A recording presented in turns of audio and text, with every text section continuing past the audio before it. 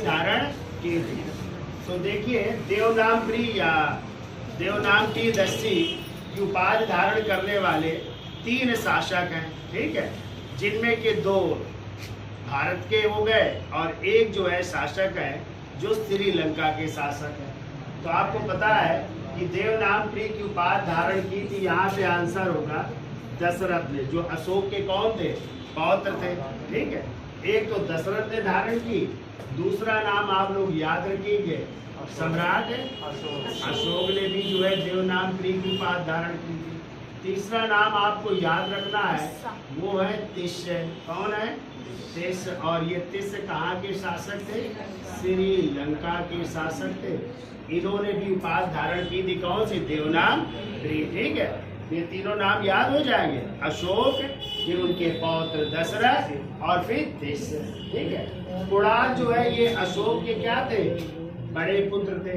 बड़े क्या अशोक के पुत्र थे, कह सकते हैं, अशोक के पुत्र थे। और आपको पता है कि तक्षशिला में जैसे विद्रोह हुआ था, किसके समय? बिंदुसार के समय, तो सुमन और अशोक को भेजा गया था। वैसे ही तक्षशिला में विद्रोह के समय किसको भेजा गया था? कुणाल को भेजा गया था, ठीक है। और फिर कुणाल को अंधा भी करवा दिया गया था, ये भी याद करिएगा, ठीक है। इसको क्या करवा दिया गया था? अंधा करवा दिया गया था। एक बेटे थे अशोक के, महेंद्र, जो किसके बेटे थे? देवी के पुत्र थे ना।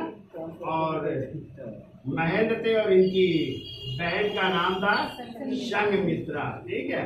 और इन दोनों लोगों को अशोक ने भेजा था बौद्ध धर्म का प्रचार प्रसार करने के लिए। कहाँ भेजा था? श्रीलंका भेजा था। तो इन्होंने जो है श्रीलंका में बौद्ध धर्म का प्रचार प्रसार किया था, महेंद्र और उनकी बहन संघमित्रा। फिर आते हैं जालौर के बारे में भी जानिए। जालौर के बारे में जानकारी हमें कन्नड़ की पुस्तक राज तरंगड़ी से मिलती है।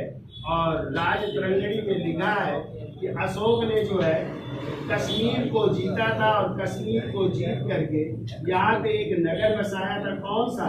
श्रीनगर बसाया था।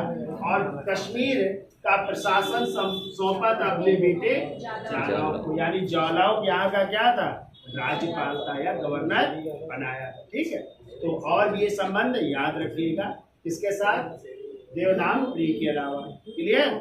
ये याद रखिएगा।